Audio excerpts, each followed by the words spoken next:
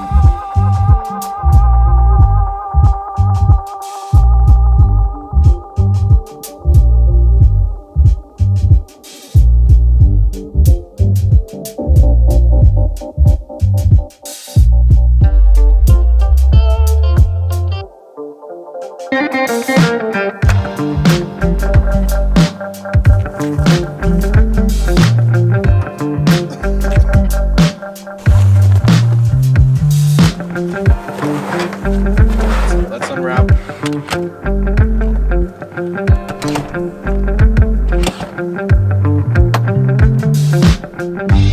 What is up, everyone? Back with another episode of Stuff and Things. I asked you guys in a poll over on my Instagram, do you want to get a Grom update or a Tacoma update?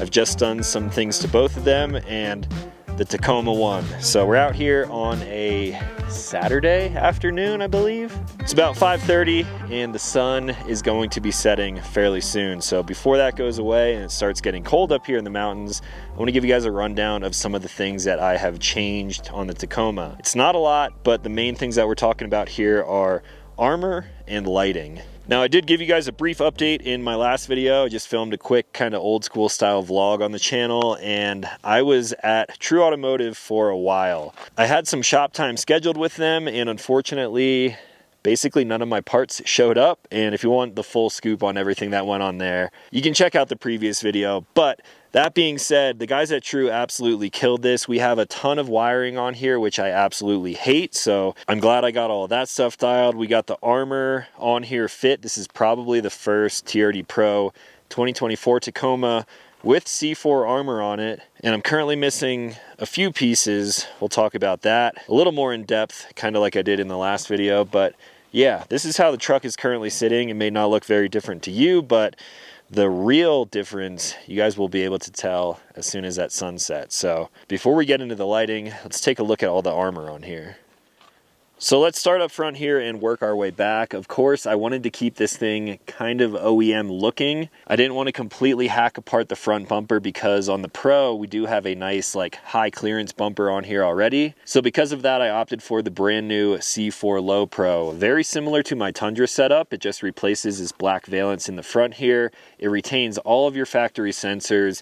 Everything on the truck works like it's supposed to, but now I have a little bit of armor, and the main reason for this is, of course, to have a winch. Now, my winch did not show up, but luckily the guys at True had stuff in stock, and I was able to pick up a Warren Evo VR 10S. So 10,000 pound winch in here, synthetic line, and then I cleaned everything up on here with some Agency 6 hardware. So I have their winch shackle right here, which pairs perfectly with the soft shackles and all of the other recovery gear that I keep in the roam boxes on my roof. I have their thin version of the Fairlead on here as well, and of course I had it powder coated in the orange, which Agency 6 is known for. If you have orange in your company branding at all, there's a good chance I'm going to like your product. That's not the only reason I chose this stuff. I mean, I've been using Agency 6 parts on all of my vehicles for a long time, so got that all squared away on there, and it looks so clean. I still have access to get up in here and actually get to the clutch. If I did have a wired winch, it would be a little bit more difficult to get up to the port because of the way this is mounted. The head and the controller of the winch is in the stock location, and with the C4 bumper, there is plenty of room in there. But luckily, this winch has a wireless controller, so I can get access to that whenever I need to, as long as that remote is charged. Now with the C4 bumper, it does come down into an engine skid, but that is the end of my skid protection, at least for now.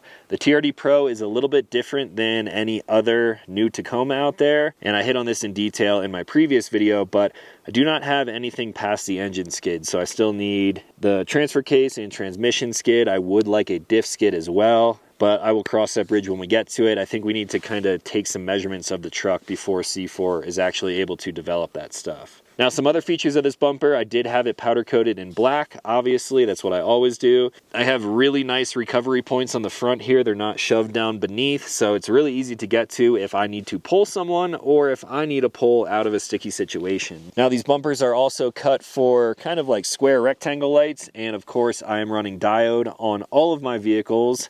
You're kind of noticing a trend here. I find a brand that I like, and I generally stick with it. It might be boring for you guys, but after all of my testing of a bunch of different companies and a bunch of different gear, there's a reason why I stick with companies and products that I like. So, with that being said, Diode Dynamics SS2s in the front here, and they are backlit.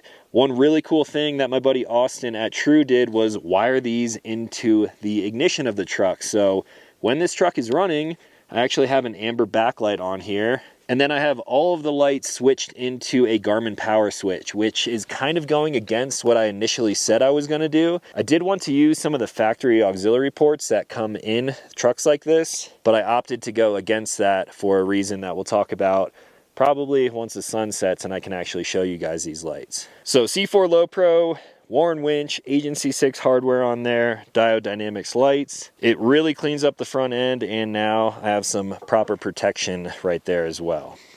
Now moving back the truck just a little bit further, I had these lights on here as well as the roof bar, but I finally have them wired now. So I'm running Diode SS3s for ditch lights. I'm using their ditch light brackets and they mount really easily. These are also wired into the ignition for an amber backlight while the truck is running. I have the light bar, the same light bar that I had on my Gen 3 Tacoma up here. This is not backlit yet. I'm hoping Diode actually releases one of those in the future. But for now, we just have some white light up there on the Sherpa rack. And then if we look down below, I actually fit some new C4 sliders on here. I kind of talked about these in a video in the past when I went over the C4 Shop Tacoma. These happen to fit this truck perfectly, and the only things that I did a little bit different were I took these little tread plates and actually powder coated those black, and I also have black hardware on there. The main reason for these is of course rock protection, but at the same time I have these roam boxes on the roof, and now instead of opening my door and stepping on the kick plate in there, I can simply get up to here, open my boxes, mess with my Starlink, kind of do whatever I need to do. My right side box does house my recovery gear, and previously I did not have anything in here. But now with this new tent set up, I can't store as much stuff as I'm used to inside of the tent when it is closed up. So this box here is reserved for some pillows, blankets, and other bedding material. It's actually pretty cool because I can grab all of that stuff out of the tent once it's set up. Simply pop it open, grab what I need, and then close it up. Now, if we take a closer look at the C4 slider here, it is pretty much straight out from the truck, so it doesn't tuck up very high. But because of that, it acts better as a step, and then it also retains a kick out in the rear. That way, if I am coming into some pretty tight, narrow quartered trails, if I brush up against a rock, this will keep me from, one, getting body damage, and two, it will protect everything going on in the back here. I've seen C4 sliders and this specific kickout work in many situations. You guys probably have too on my channel. So I'm glad that they actually retained the kickout on this new version for all of the new 2024 Plus Tacomas.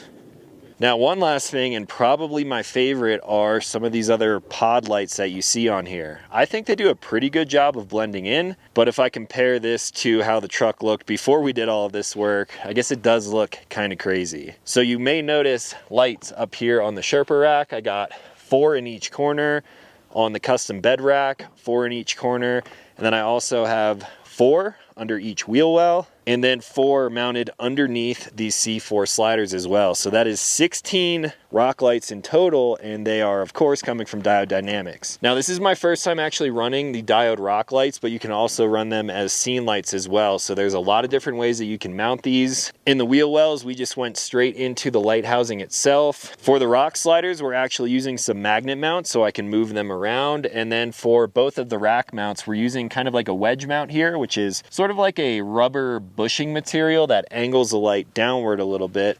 And then my rack on the roof is straight, so we're using 1 wedge there. Since my bed rack is a little bit angled, we're using 2 of them there, and it kind of looks like, I don't know, some kind of spaceship part. Looks like an exhaust vent coming off the side, but that is the way that we decided to mount these lights. I don't think I've ever seen anyone mount anything up like this before, so it's pretty unique. It is actually functional because it's pointing the lights a little bit down towards the ground rather than just straight out, or in this case up in the air, so you're not blasting yourself at night. And that stuff I really have to show you guys once it gets darker, when we're out here camping, cooking food and stuff like that. Now the rear bumper, unfortunately, the C4 bumper that they have already made for these trucks did not work with the Pro. I kind of went into detail in the previous video about why. But again, just like the skids, I'm going to have to go and pay C4 a visit so we can scan the truck, kind of prototype these parts for any of the new Pro models, or specifically a truck that comes from the factory with this ARB bumper. So we'll cross that bridge when we get to it. For now, the truck is generally protected. I could use a little bit more before I really start kind of getting into technical trails and stuff like that, but I believe that is all of the modification that we did for now.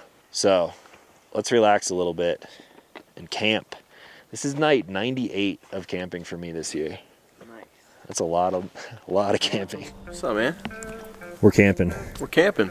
What are you drinking? That's it looks like Pepto-Bismol. It's my daughter was painting. It's paint water. Yeah. Just moving it out of the way to get my stove going so we can make some dinner. We're getting real lazy this trip. Another lazy one. I agree with that wholeheartedly. This is just an overnight trip, so I didn't bring a whole lot of gear, and honestly I kind of like it. I don't like traveling super heavily like with gear, especially in the winter time, just because it's a hassle setting stuff up and breaking stuff down when it's cold. It's going down to probably like 30 degrees here tonight, and a big chore and task when you're camping is cooking, obviously. So I brought a different setup. You guys may have seen this on the channel like a while ago. Haven't really used it much, but we have a smorgasbord of different meals that we can choose from tonight. So these are all the meals that we're working with here. I went kind of crazy. I had Mountain House meals. I've eaten these a bunch in the past and got a few of these that have been sitting on my shelf for a while. Expiration in 2050. So they're still good. That's the beauty of this stuff. You can have it with you everywhere you go. Got some stuff from Nutrient Survival, Triple Cheese Mac, Southwestern Medley. I don't really know what that one is. Looks like some kind of rice. And then some YouTube guy put me onto these. Have you ever heard of Lloyd? Lloyd, yeah. Last Line of Defense, yeah. Yep, Lloyd. This guy Mike on YouTube, he has like a Tacoma and stuff, and Toyota guy, he is sponsored by this company. So I went to my local Sportsman warehouse and picked up a bunch of these because they're tasty. They're probably the best ones out there. Yeah. So these are still good, but these are definitely the best. Yeah. Refill's the best. And we got dessert, which I'm super stoked for because it's going to be cold. These are good, but literally these are what you are really looking for. Totally. So shout out to Mike. You guys should check out his channel, Lloyd. Mike Lloyd. Go check him out. Good stuff on YouTube.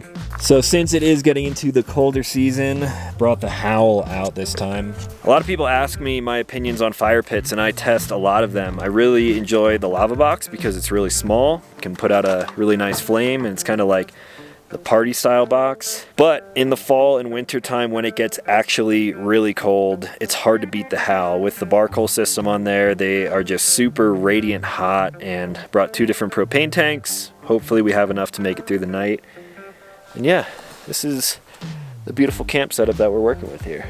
I can't believe it's like middle of October, early October, and it's still so nice. Love it.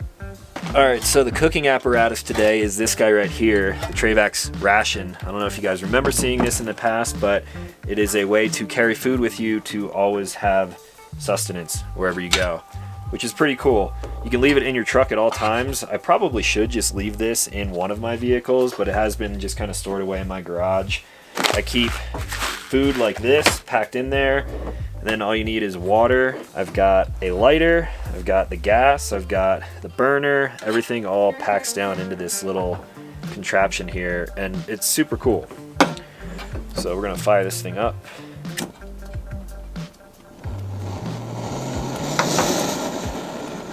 The first one we're gonna make is Mountain House chicken fried rice. How much water do we need? A cup and a half. Put that on there. I'll just boil this. Or whatever. Woo! Now we're cooking. Jake beat me to the punch. He has a big stove set up, so his water boiled. Oh, mine is boiling now. We'll just save this for later, for the cobbler. His boiled a little sooner than mine, so him and I are gonna split this American Buffalo goulash from Peak. Jake's daughter, Elle, is here. She's gonna have some chicken and rice. Yeah. It's a big old feast of camp food. Yeah. All right, 10 minutes, starting now.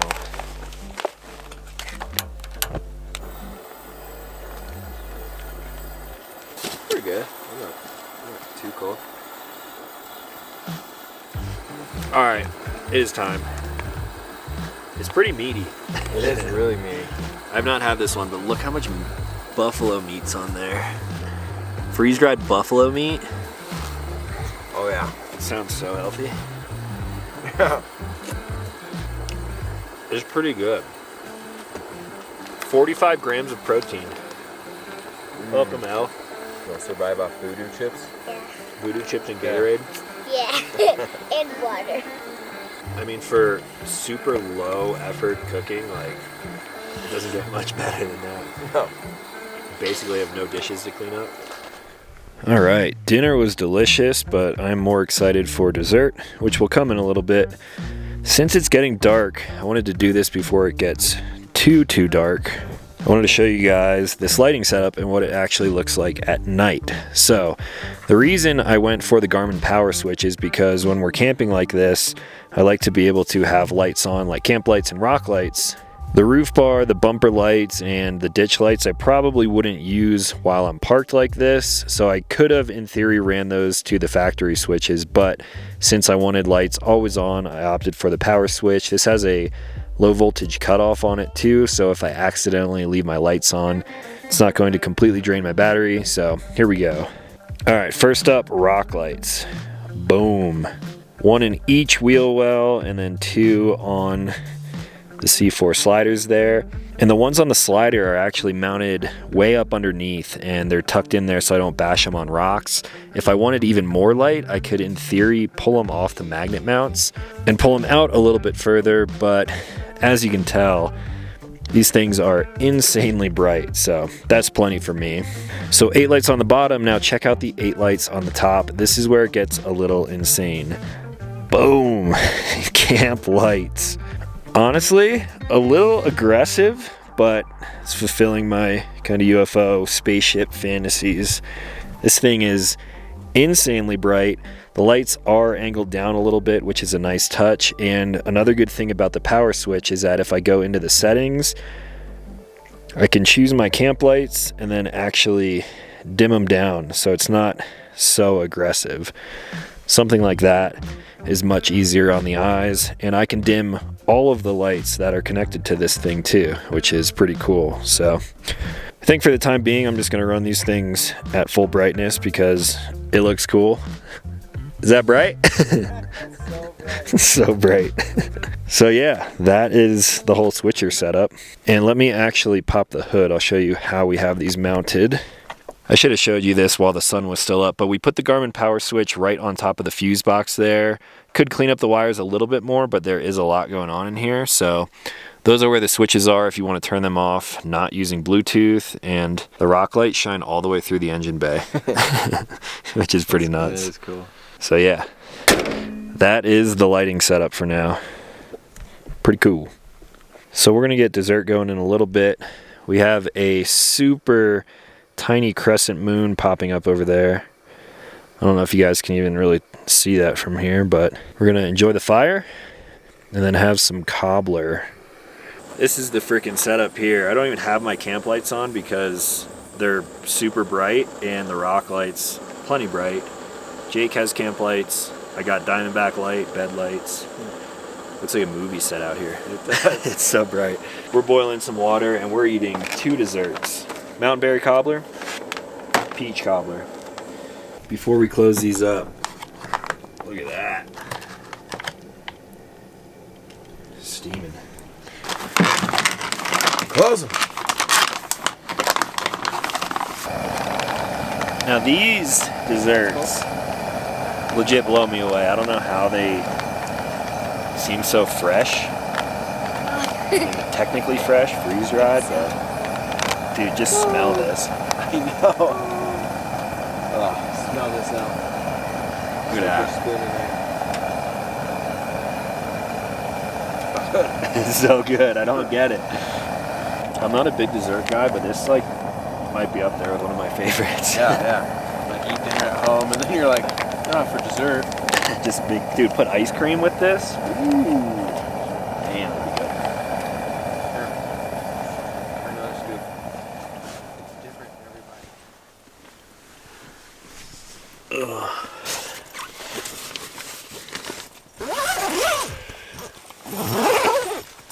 All right, I think this is your first time seeing this specific tent on my channel.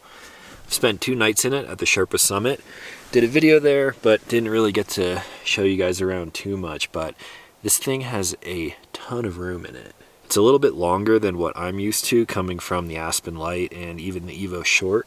It also feels more solid because it's not just relying on the vehicle. It also holds its weight with the ladder. There's support legs that you can put in too, but you have a rainfly on the outside with those like plastic clear windows.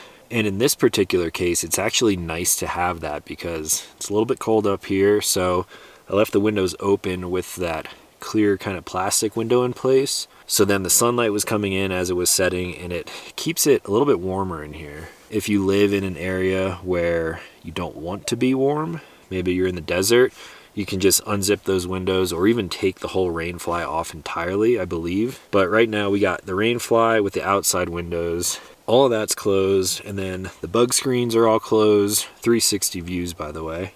And then of course tri-layer on all the windows and the door, so we are very well insulated. It's nice and quiet in here. It's also pretty dark too when the sun comes up. And although it's getting a little bit cold tonight, I think I'm gonna be pretty warm. Now I don't have an inflatable air core mattress in this tent. Whoops, lights turned off. So I just have the regular kind of stock foam mattress in here. And then I have a Free Spirit cloud topper on top of that. And then a Free Spirit warming blanket, which I'm gonna plug in to this battery right here. Now this battery is not fully charged, but it will at least kind of preheat things for me.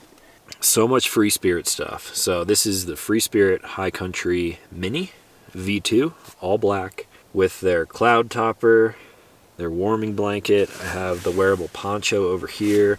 I have their Sherpa blanket. I have 2 of their pillowcases, which are like this Sherpa material as well. I think I'm going to be in for a good night's sleep. So we got tri-layer everywhere here. We have vents on the roof as well in case you want to vent out some of the heat in the morning. But setup takes a lot longer than everything that I'm used to. Breakdown takes a lot longer, but fits on a short bed truck, and there is a ton of space. Someone who's probably like 6.5 feet tall could fit in here end to end, which is pretty rad. So I dig it. A ton of space for gear, and I guess that's it for now. I'm not going to end this video quite yet. I will kind of show you guys how it is to pack this thing up in the morning, and we got beautiful weather in the forecast for tomorrow too, so I'm stoked on that. Holding on to every last piece of summer, even though it's fall. It's October, but still feeling nice. I'll talk to you guys in the morning.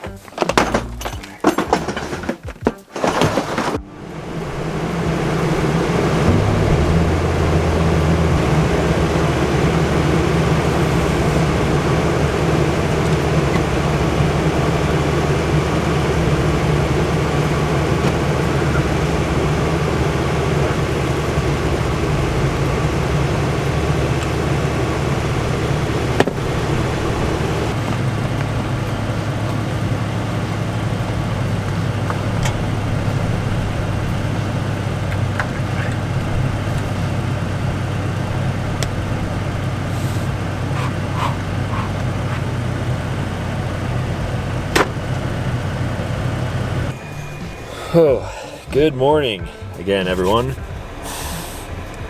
It's cold out there, and putting that tent away in the fashion that you saw is not the easiest thing with all of the buckles and whatnot, but we got it packed up.